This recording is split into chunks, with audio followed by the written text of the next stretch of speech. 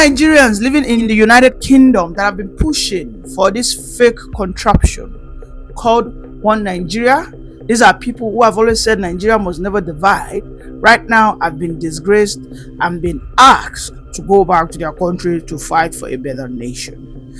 We have seen so many people in the last 10 years, roughly in the last 1 year, over 1 million Nigerians have escaped into the United Kingdom. And today, the United Kingdom Immigration Department has said, we are closing the door. Go and fight for a better nation in your country. How you achieve that is none of our business. This is our country, this is our nation, and we will not allow the corruption, the religious extremism. This is what all of you bring down here. We will no longer tolerate and accept it. You see, they say when lies travels for many days and many years, it only takes a minute or a second rather for truth to expose and of course to catch up with it. You see, when you people who are in the UK haven't gained so many exposure, you see the truth. The United Kingdom comprises of 4 nations, if I'm not mistaken. We have England, we have Wales, we have Scotland, and then I think Ireland, right? Now, which are the Irish. Now, these are 4 critical nations forming a country today known as the United Kingdom. Yes, the United Kingdom has one of the nations directing or representing it as a global state, which is the England. The King of England is seen as the face of the United Kingdom. However, every other nations govern themselves in the language that they understand. If you go to Ireland today, if you are within the Dublin, which is Irish territory, they have some similarities. However, they have their culture, they have their tradition, they have the way that they conserve what they cherish as their ancestry. In Nigeria, instead of us to fight, right, when most of you get the opportunity to travel into this supposed senile climes, United Kingdom, you guys get there, you see how this thing works. You see that Nigeria needs to break and then have a federal government that is not powerful. However, in your hypocrisy, you guys come out and say that, well, Nigeria can continue to run as a one entity. No, it doesn't work that way. And this is why we are being embarrassed and disgraced everywhere. It is not only in United Kingdom, Nigerians are now even rejected. Even in Ghana today, they are now saying that Nigeria must go. Indeed. In Ghana over there, Ghana that we chased out of our country is in the late 70s and early 80s that we said Ghana must go. Now they are telling us that Nigeria must go because United Kingdom is now saying Nigerians must go and fix your damn country. And I do not blame them. Our politicians who know what they are doing because of their own selfish interest, most of our politicians, all of them were all students of these foreign universities. Look who studied in Chicago University, he went to, I can't even call that primary school, something Delhi. Now, these are people who have seen how nations operate.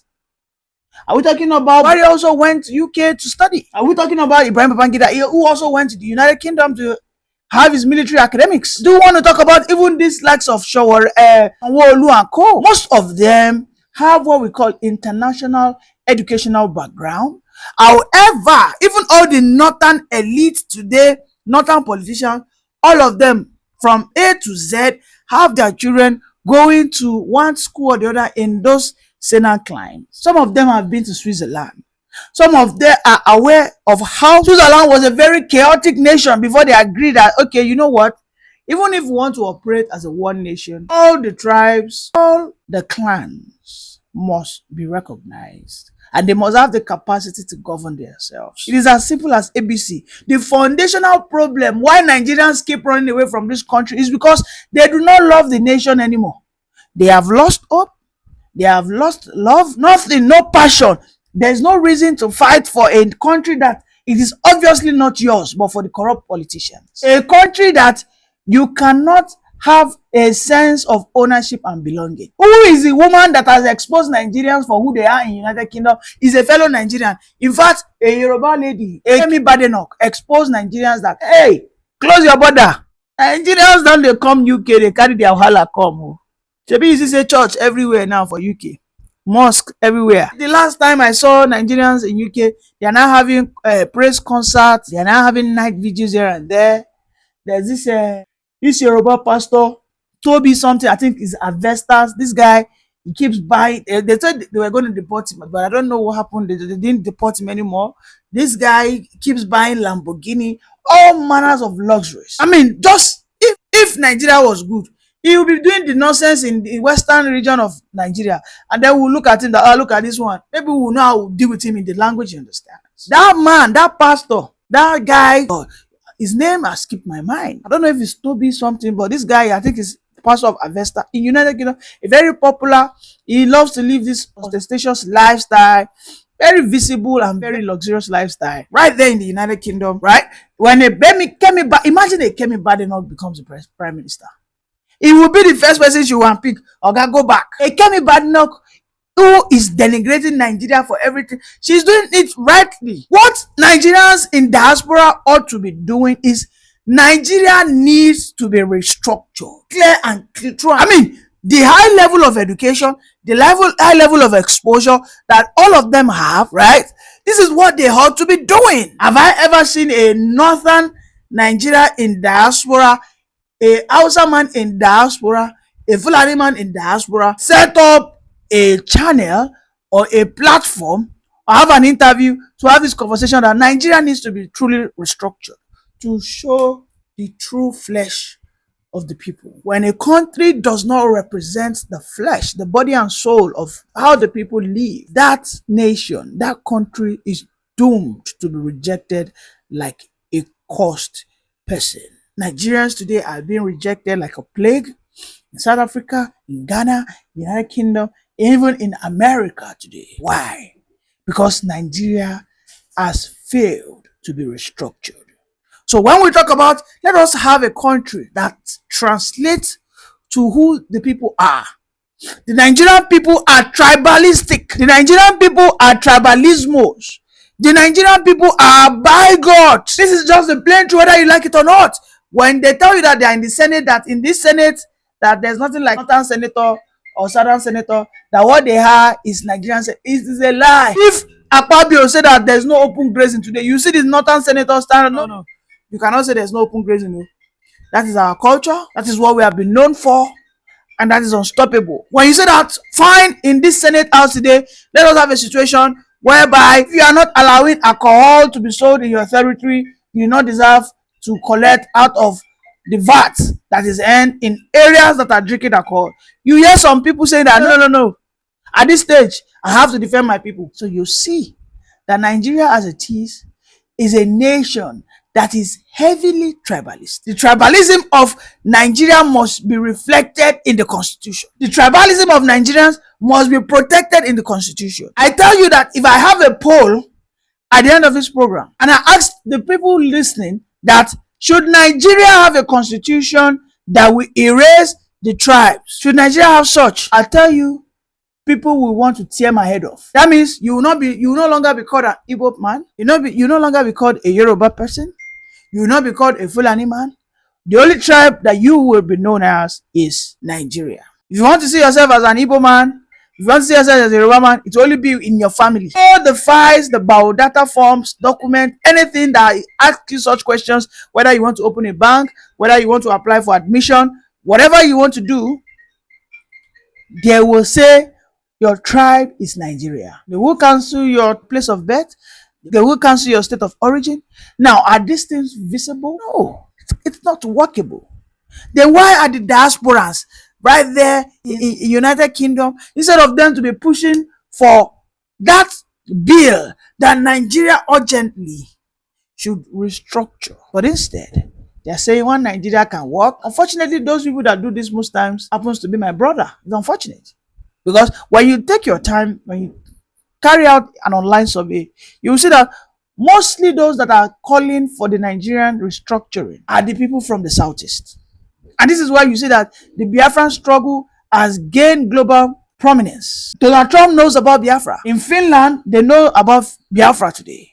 In South Africa, they know about Biafra. Can you tell me the same thing about Oduduwa Republic? How many people know about Oduduwa Republic? Do Ghanaians even know about Oduduwa Republic? I can tell you that in Ivory Coast, they know about Biafra. So these are the issues. The Nigerian diasporans must begin to have that capacity to say the truth that Nigeria needs to be restructured. Otherwise, we'll keep having this embarrassment and disgrace everywhere we find ourselves. Imagine a United Kingdom that in the early 50s and 60s, the United Kingdom was just like a stone throw. It was a visa free for us. The United Kingdom, all we needed to do was just to buy a ticket of $120 so, or £20. And there we are. There we go. Then United Kingdom didn't even have as much infrastructure like we do. We were the one feeding the United Kingdom in the past. And then Nigeria was not practicing unitary system. What Nigeria was practicing was regional government. We had the Awolowo in the western region. We had the Okpara in the eastern region. And then we had the Southerners in the north. They were having their granite pyramid. We were having our cocoa plantations. In the southeast, they had their palm oil. So these are the issues. You see, our diasporas, for as long as you guys have decided not to speak truth to power, yes, Nigeria will continue to be rejected. And indeed, support this new bill that Nigerians should be chased back home to fix their country. So guys, this information started on 6th as a rumor. And in fact, I also thought that it's probably one of those rumors. Why? Because they were talking about UK government is targeting 3 nationalities, but also in the same article that was published by the BBC News, also talked about a 10-year waiting period for ILR for skilled workers. Well, when I saw that, I was like, no, this cannot possibly be true. But guess what? It's true. The Labour government, in its bid to crack down immigration numbers, is indeed targeting the countries of Nigeria, Pakistan, and Sri Lanka. So if you are planning to come from those countries to the UK, either to study or to work, guys, you better sit tight because the ride is about to get bumpy. But don't take my word for it. Let's look at what was published and what this possibly would mean for those nationalities and anyone else who is in the UK on a skilled worker visa. So let's go. So what you're looking at on your screen is the first article that was published by the BBC, and it was titled "Visa Applications for Some Nationalities Could Be Restricted." And this was published on the 6th of May 2025. And it went ahead to say, visa applications for nationalities thought most likely to overstay and claim asylum in the UK could be restricted under a new government crackdown.